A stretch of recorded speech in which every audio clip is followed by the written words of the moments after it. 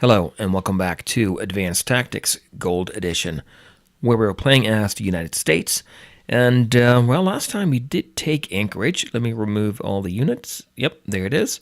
It's almost fully repaired. We're at 1759 out of 2,000.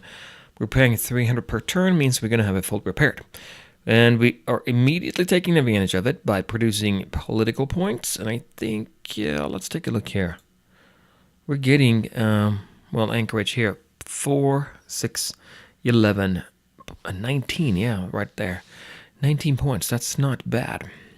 Getting some cav as well, not very much. And that's because I wanted to take Anchorage. Now we can figure out what to do. Let's take some time here and review our situation. So here we are. This is United States. We have a little bit of Russia left here. We're going to go and mop that up, I think.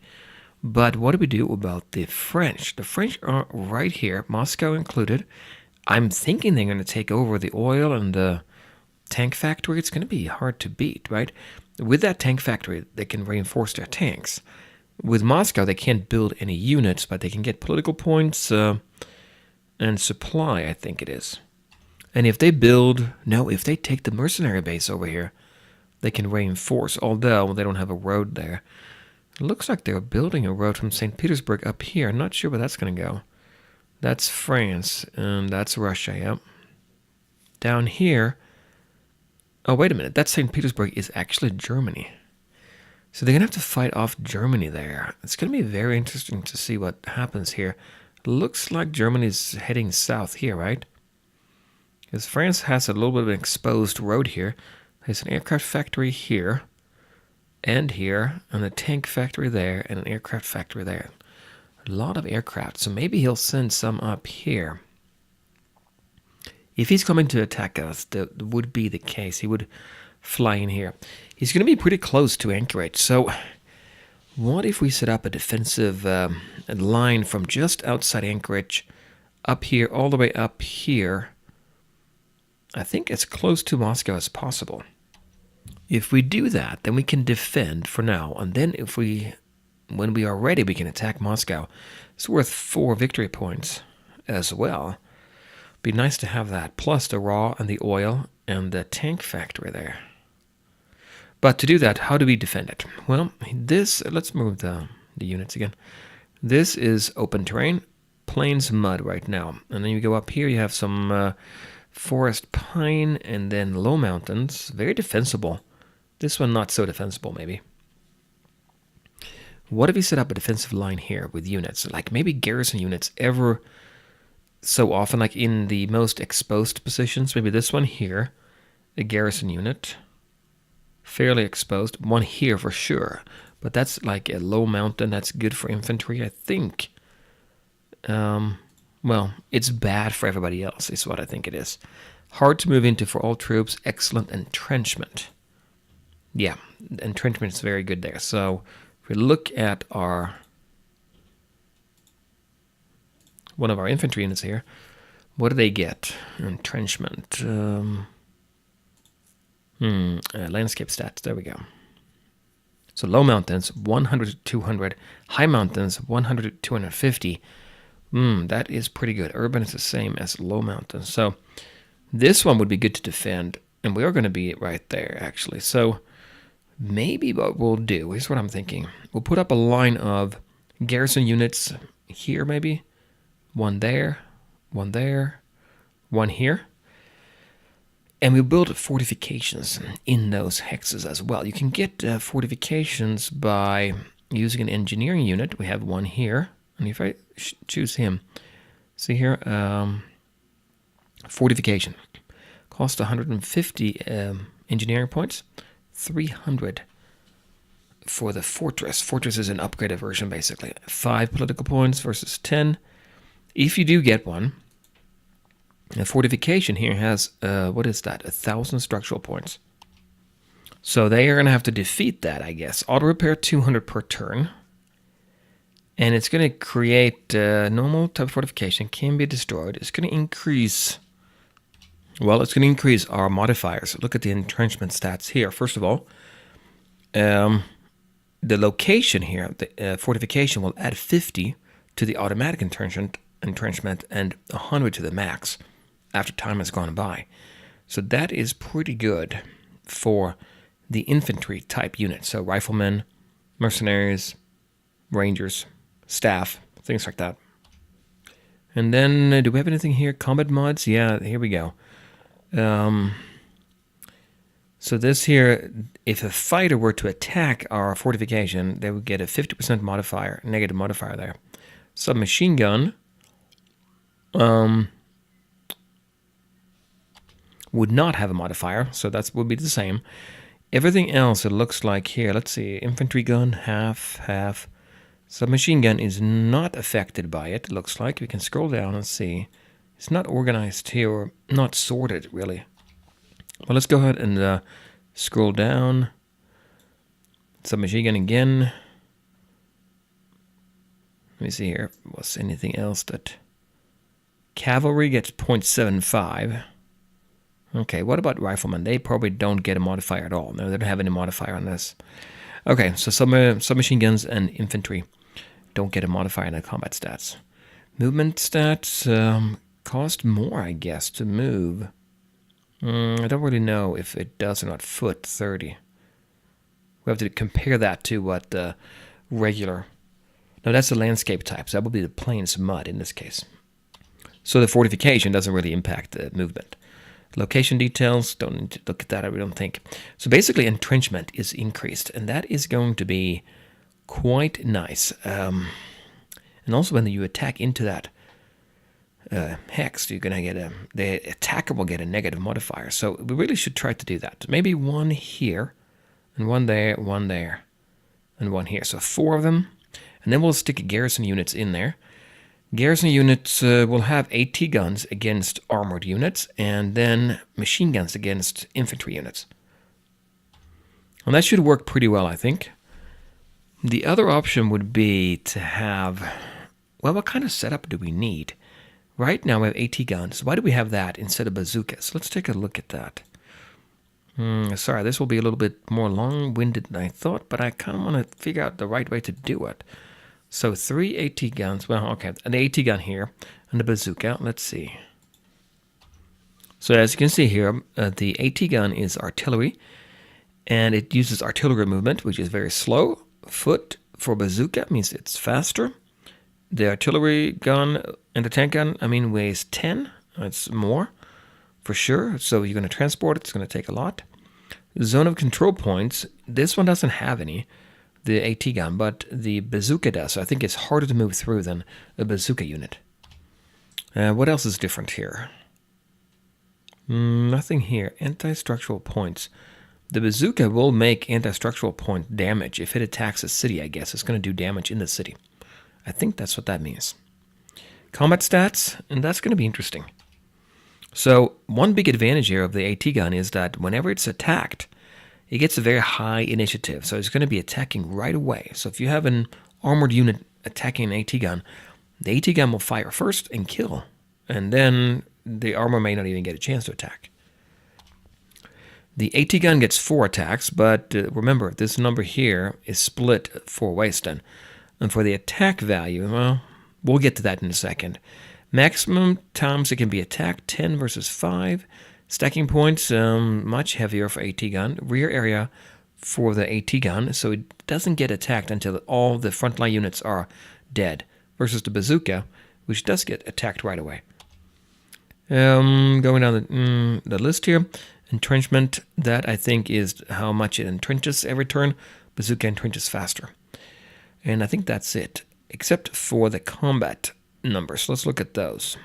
So this means here that if an armored unit attacks the AT gun, then we get a value of 1800 when we attack them, counterattacks them and attacks them. Versus if we attack an armored unit, we only get 600. Only. It's still pretty good. And then the other numbers are not much to write home about. But they do have 200 hit points. That's very nice. That means they can take a lot of damage there, or a lot of hits before they actually get killed. The bazooka, on the other hand, has 250 in attack value when it's attacking, and then 400 attack value when it's defending.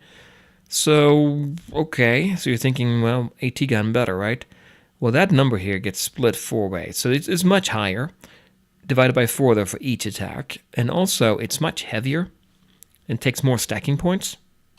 So it's 5 times more stacking points. And you can only have so many stacking points when you attack. So 5 times. What do you get for 5 bazookas? Well, 5 times 250 is 1250. Much higher attack value. 5 times 400 is 2000. Also higher than 1800. But you got to buy 5 of them instead. And then it's not very good here against other units. I mean, it's okay, but not against infantry. Infantry doesn't have anything there. So, which one do we use? Well, this is heavier. If it's being attacked, then it does probably more damage because it attacks quicker with that initiative. Versus the attack value of this one is higher. So what are we going to use? I think it's better to have AT spread out here for defensive values, and then use bazooka when we attack armored units. So I think it's actually good to have this one here. That would cover our armored opponents. What about infantry units attacking us? Well, infantry units are pretty poor at attacking. Combat stats here, 13 in attack, 26 in defense. So you really don't want to attack too much with them. But I think they tend to have riflemen mixed in to soak up some of that damage. So defending, they're pretty good. And we're going to be defending, so it's good for us to have riflemen. If they attack, well, if you have tough terrain, then again, infantry is better. But if we're defending with riflemen or rangers or any kind of infantry unit, then what friends might do is they might use something like a mortar or an infantry gun to kind of hit our infantry unit. So let's take a look at that actually, because mortars are considered what? We have one here. It's an the type is infantry actually. So if they attack us with a mortar, then we can defend against an infantry type unit. And for the rifleman, that's no different than defending against anything else. So that would be regular defense, which is not the best, right? Although we have good terrain. What do we use to defeat mortars with? Well, something that can knock out infantry here, right? And so what is the best option for that? Well, other mortars, I guess. Well, let's take a look at the mortar here. No, that's not the best. That's 100 against mortars, right? So if you use a mortar against a mortar, we have 100 in attack. He would have 50. Let's see. Let's look at the infantry gun instead.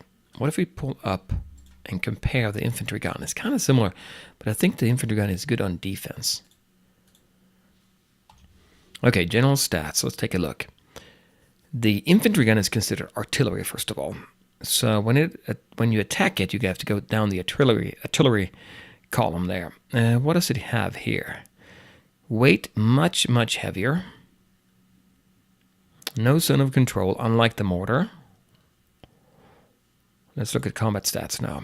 Initiative, yeah, there we go. Infantry gun, good on defense. So it's going to attack first. So it's good to have on defense, it looks like to me.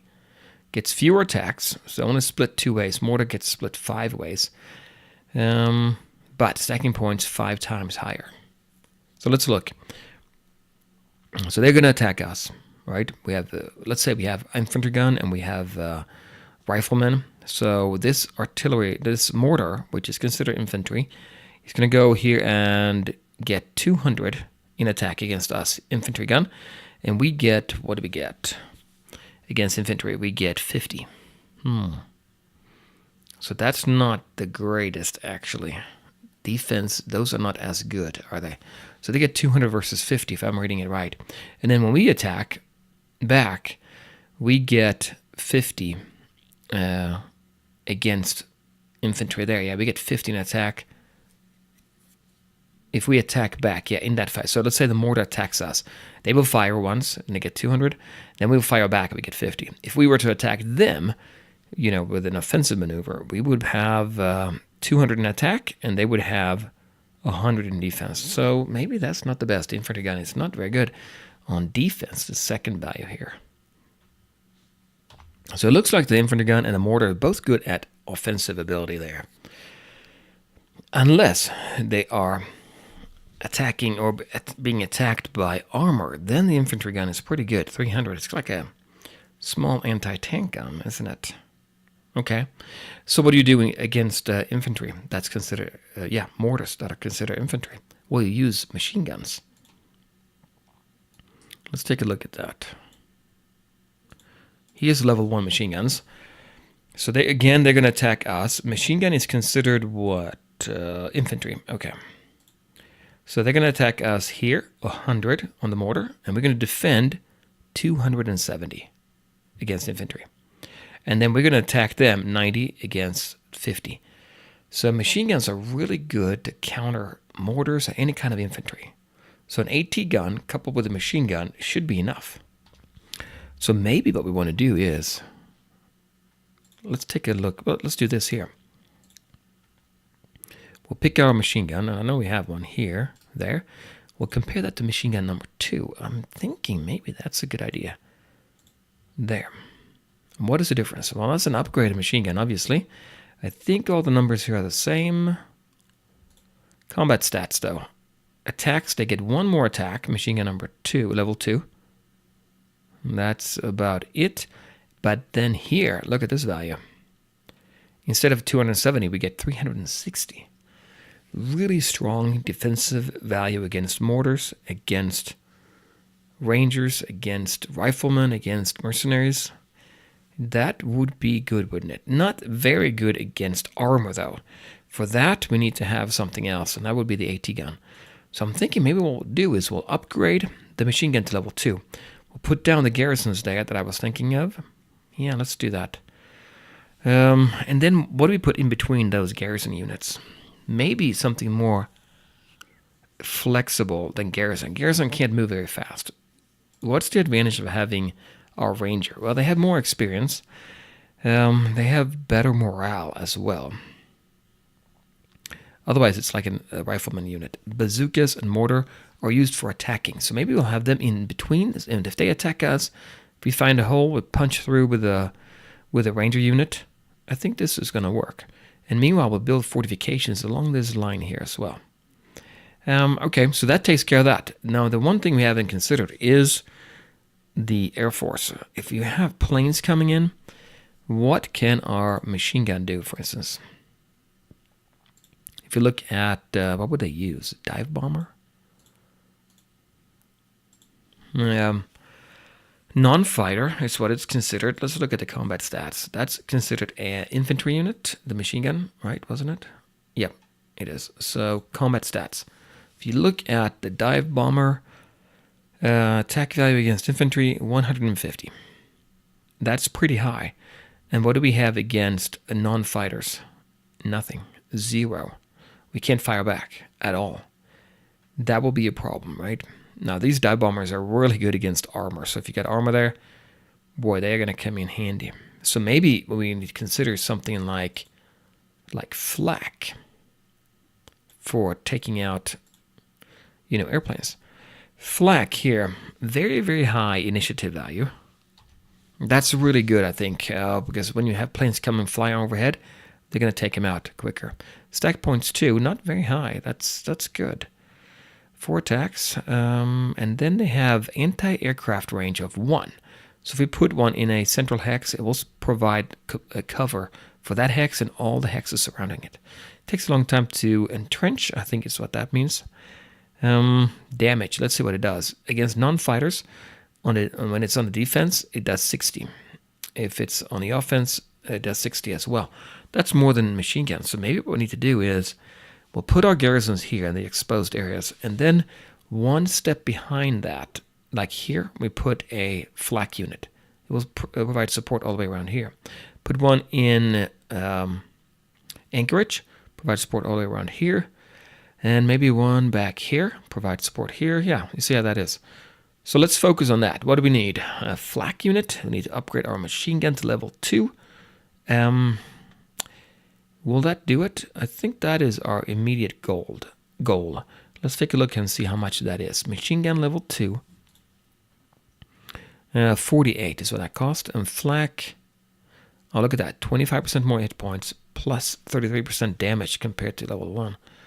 Flak, 48 as well. So, yeah,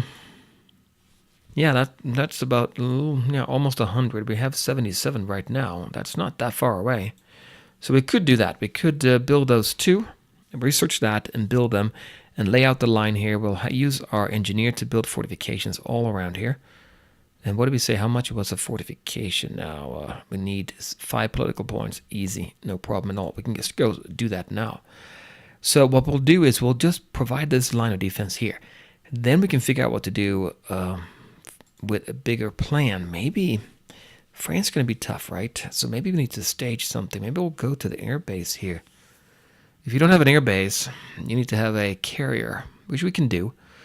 I don't know. 1, 2, 3, 4. Maybe we can reach Toulouse. I don't know. If we could maybe take one of the French cities here.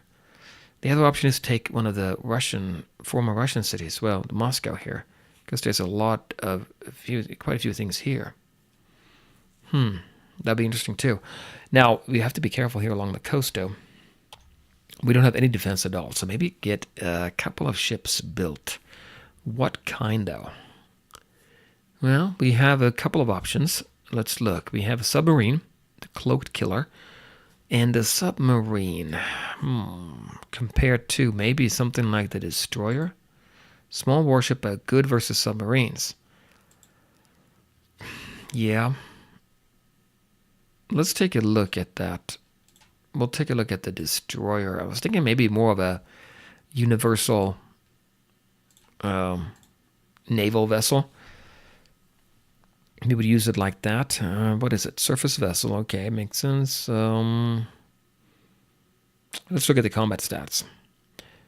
Against submarines, 400 in attack, right? And against surface vessels, 400.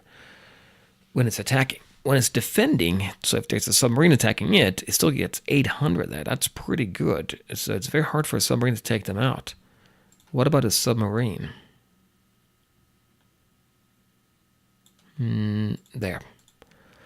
The submarine is 400 against surface vessels when it's attacking. So if it attacks a destroyer, it would be 400 versus 800. If it's being attacked, it's 200. So then it would be 200 versus 400. So it's always in our advantage to do that, destroyer attacking or defending. What if we build destroyers and have a couple sailing out here? We can intercept any kind of transport ships coming. And we can also go down maybe and check out and see what's going on here with the Arab League. And go over to Lyon, take a look at that. There's no port here. I don't see any port here at all.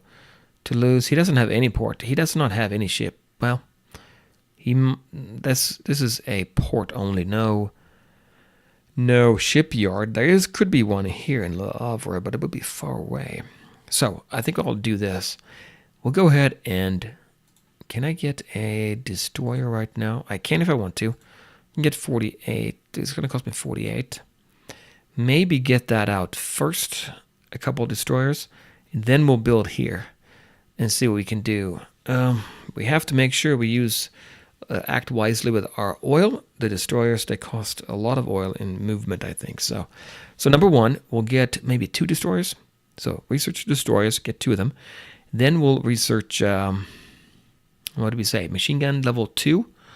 And what else did we have on our wish list there? We have bazooka, mortar, AT gun. We don't have infantry gun. I don't think I need it, right? Good for offense versus infantry. Mortar, excellent offense. Yeah, so maybe we'll go with getting machine gun level 2 as well as the destroyer. And then we'll take our engineer, move up here, and put up some fortifications. And I think I'm going to do that. I'm going to do that next time. So this, I might put this up as like a bonus episode, just talking about the plan, and then we'll move on to implementing that plan next time, guys. Join me then with more from Advanced Tactics. Hey guys, this is Time and Tactics. Thank you very much for watching the video. It sure helps me out a lot. If you'd like, go ahead and hit that subscribe button and or that like, and I will see you in the next video.